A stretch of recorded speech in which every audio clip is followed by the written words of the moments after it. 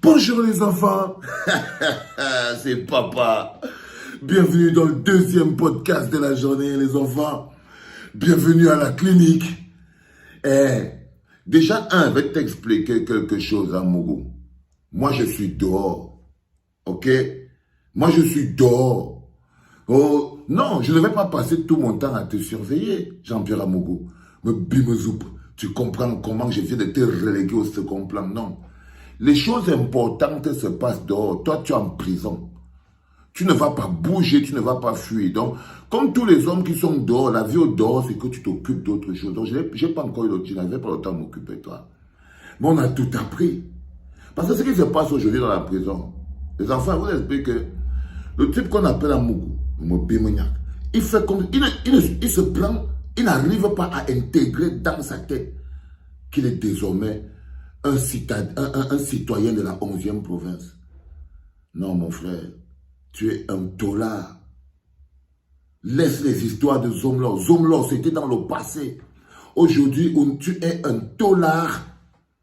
Tu es un tolard. Et c'est pas la peine parce que les enfants, ce qui se passe aujourd'hui, c'est qu'il y a encore la tension dans la prison.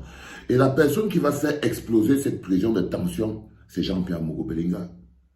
Si aujourd'hui vous entendez qu'il y a un soulèvement en prison, si aujourd'hui vous entendez que peut-être il y a une évasion collective, parce que ce qui se présente, qu'on chuchote aussi en prison, c'est que Amougou Belinga est en train de préparer une évasion.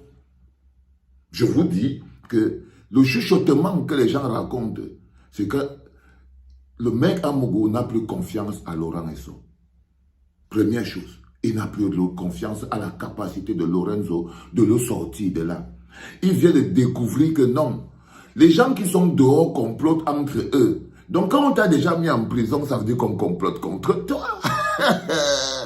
Oui frère, les gens qui sont dehors, eux ils parlent entre eux, ils construisent le monde. Donc en ce moment précis, Lorenzo alias finisseur au travail est en train de se restructurer. Il a vu les photos de Mvondo Ayolo et de l'homme à la punk. Là il a compris que c'est mort. Quand le Zomlor Bimokou voit les photos de Mvondo Ayolo avec l'homme à la punk, il comprend que c'est mort parce que l'un de ses principaux associés dans leur vendetta, dans le groupe, c'était Mvondo Ayolo. Et Mvondo Ayolo s'est rendu compte qu'avec le carnage que l'homme à la punk a fait de l'autre côté, il ferait mieux de se calmer un peu. Il ferait mieux de se calmer un peu. Donc, il a fait quelques marches en arrière, ce qui perturbe beaucoup l'homme qu'on appelle le Tola, parce que tu n'es plus le Zomlor. Soit tu formes un Zomlor, on ajoute me bimocoupe derrière, soit tu restes en mode Tola et c'est encore plus grave. Donc, il vient de se rendre compte que ses anciens collègues sont en train de dealer avec l'équipe Ngongo. Il vient de se rendre compte que ses anciens collègues sont en train de dealer avec l'équipe Ngongo. C'est-à-dire qu'en ce moment, Lorenzo lui-même, Lorenzo, il deal avec Ngongo parce qu'il ne sait pas. Il ne sait pas jusqu'à quel point Ngongo est en train de contrôler le coucou de Pomba. Il ne sait pas parce que ce qu'il ne comprend, il sait aussi que Ngongo lui-même a fait marche arrière. Ngongo lui-même, il a fait marche arrière, les enfants. Donc, Ngongo était prêt à emballer le petit Frankie Motaze, Laurent Esso, le Zomlor Bimokou dans le même panier et faire un carnage. C'était son plan. C'était de faire tomber tout ça en une seule fois. C'est-à-dire qu'il fait tomber en même temps Tonton Vondo, il fait tomber en même temps Lorenzo, il fait tomber en même temps le petit Frankie, il fait tomber en même temps Motaze, que des bandits font comme si un de la va chope quelque chose, c'est ça. Il fait tomber et il finit par l'homme à la punk et il se retrouve face à Pomba, un vieillard qui ne peut plus bouger. Mais il a oublié que Pomba, c'est lui qui a fabriqué ce machin-là. C'est-à-dire que pendant que lui croyait qu'il pilotait, il s'est étonné, il s'est rendu compte que ses mains étaient en haut et que lui n'est que les mains. Parce que le plus gros bandit dans tout ça, c'est Pomba. Donc, le Mobimo Coupe vient de se rendre compte qu'en fait, la personne qui l'a piégé et qui le maintient en prison, c'est Pomba. Oui.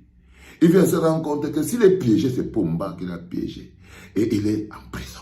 Il ne bouge pas de là. Il veut s'énerver. Et là, il a découvert que non. La seule chose qu'il lui reste à faire, c'est qu'il faut qu'il s'évade. Tu ne vas pas t'évader, frère. Le régisseur de la prison du Zomlor c'est le Chinda du Zomlor bas de gamme. Il manque seulement qu'il frotte le sol du Zomlor. Il manque, si les gens ne regardaient pas le régisseur de la prison principale là-bas, si les gens ne le voyaient pas, c'est sûr qu'on le trouve en train d'attacher les chaussettes du dollar, me coupe.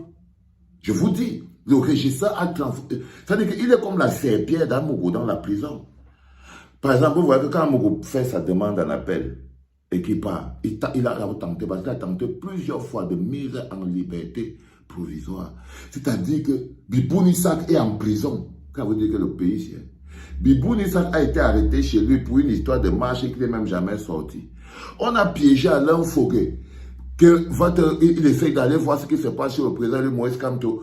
On l'a arrêté. Eux là n'ont même pas le droit de respirer l'air de dehors.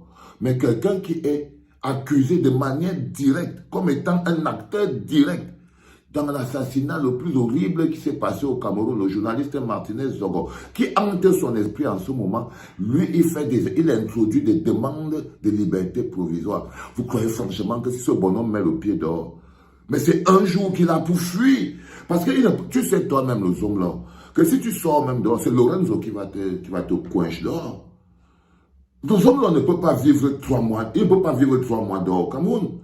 Il le sait. Il ne peut pas vivre 3 mois dehors au Cameroun. Les mecs vont le coincher. Les mecs vont le coincher. Fondamentalement, ils vont le coincher. Donc le gars est en train de préparer son évasion en complicité avec le régisseur. C'est ça qui est le plus important que vous devez comprendre. Donc, parfois, quand je veux te dire que je ne veux pas rester là dans la prison avec toi alors que les Vanessa Tchatcho, les Esther, on vole les bébés, les gens cherchent les cartes. Dehors, j'ai beaucoup de travail, hein, les hommes là. J'ai le travail dehors, beaucoup. J'ai trop de travail. C'est-à-dire que là, quand je prends cette heure de podcast pour te parler et tout, je viens forcément d'abandonner un sujet très important. Je viens d'abandonner un sujet parce que la bagarre entre le clan Ngongo et le clan Motazé, avec les gens comme les Lorenzo dedans, n'a pas encore vraiment commencé. Je vous dis que ce qui se passe aujourd'hui, les joueurs se positionnent. On a mis quelques-uns en prison, on a bloqué Ko, ça a reparti les joueurs. On va revoir la nouvelle reconfiguration. Bientôt, vous allez voir, on a encore les dossiers, les Can-Gate, les Covid-Gate, les machins, ça va sortir pour faire une remontada. C'est ça qu'on attend. Donc, n'allez pas croire qu'à un moment, on est en train de rien faire. Non, les enfants, on ne va pas dépenser l'énergie pour suivre quelqu'un qui est fini. Lui, il est fini, nous, ça ne sert plus à rien. S'il sort même là, il va fuir pour aller vivre en Centrafrique ou en Guinée équatoriale. S'il vient ici, là, en France, on va l'arrêter. On va l'arrêter. Donc, lui, c'est un vieux dossier, hein, le Zombla. C'est un vieux dossier. C'est un vieux dossier. On ne s'attarde pas des uns et des autres parce qu'en ce moment précis, les dossiers, si vous regardez bien, les artificiers sont dehors. Donc, bientôt, on aura des informations sur les Can-Gate, Covid-Gate, Machin-Gate. Et on va entrer pour faire tomber l'homme à la punk. Parce que ce sont ces dossiers là-bas. Que ces bonhommes nous donnent suffisamment d'éléments pour qu'on fasse remonter le dossier. Le dossier était déjà en haut. Le dossier était déjà en haut. On était déjà en train de mettre la main sur l'homme à la punk, non? On était déjà en train de lui mettre la main. Et la remontade est montée avec l'assassinat de Martinez. On est reparti de l'autre côté, le laissant avec tous les autres dossiers. Et les dossiers là sont là, on va retourner dessus. Donc n'allez pas croire qu'on est là, on ne va pas venir habiter en prison à Amougou. Non frère, on ne va pas habiter en prison avec toi. Non, non, non, non, non, cousin. Toi, tu es en tôle, tu es en tôle là. Nous, on doit être en train de régler les choses qui se passent dehors. On doit être en train de régler les choses qui se passent dehors. Donc, quand vous disiez donc que le gars prépare une invasion avec la complicité même du régisseur, qui lui est l'esclave d'Amougou dans la prison. C'est-à-dire que pendant que les gens montent tous dans les bus, ou à le cas des prisonniers pour partir à l'audience comme ça, là, même les Mbara, les Inoni, les Kiki, tout le monde à Baba, tout le monde monte dans les bus pour partir. Le Zombla, lui, part dans la voiture climatisée du régisseur. Dans la voiture climatisée du régisseur. Le régisseur, c'est son chauffeur. Quand vous dit que... Dès que le régisseur est à ce niveau, qu'est-ce qui va l'empêcher d'ouvrir la porte aux Zombla en pleine nuit que part? Qu'est-ce qui va l'empêcher d'ouvrir la porte aux Zombla en pleine nuit que part? Parce que le Zombla est en train de découvrir qu'il ne va pas sortir. Il est en train de découvrir que s'il sort, il se retrouve là dehors. Les autres vont... C'est la mafia, non? C'est la loi de l'omerta. On ne peut pas le garder là. C'est pas normal. Il est grillé, c'est une ampoule grillée, c'est un circuit grillé. Je vous ai dit que les visions 4, les visions finances, les machins, tout ça.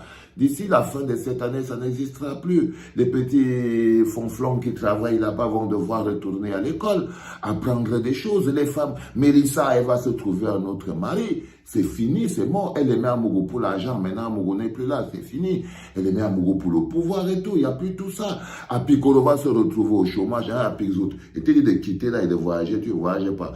Mais j'ai appris derrière que Mélissa, Ivana, est en train de chercher la route pour fuir. Quand elle va t'abandonner là-bas au Cameroun, c'est là où tu vas connaître. Je te dis d'emballer tes pieds, tu pars. Non, tu n'as pas emballé. Et quand je t'ai vu 2 fois. La première fois, tu étais dans le bureau avec la croqueuse de cailloux. Et la deuxième fois, tu étais au chevet de Jean-Paul Akono. J'ai trouvé ça assez intéressant. Mais ce qui serait plus intéressant, c'est que sache que le Zomlor des Zomlor, c'est mort.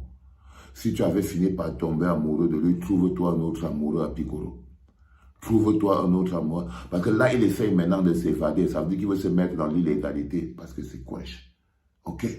Le plus important, c'est ça.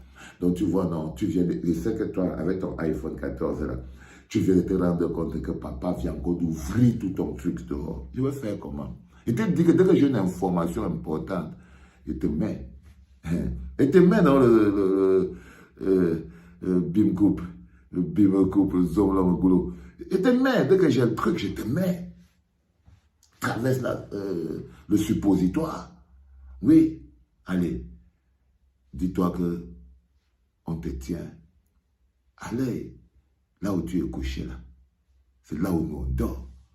Kondengui, c'est ma maison. C'était papa.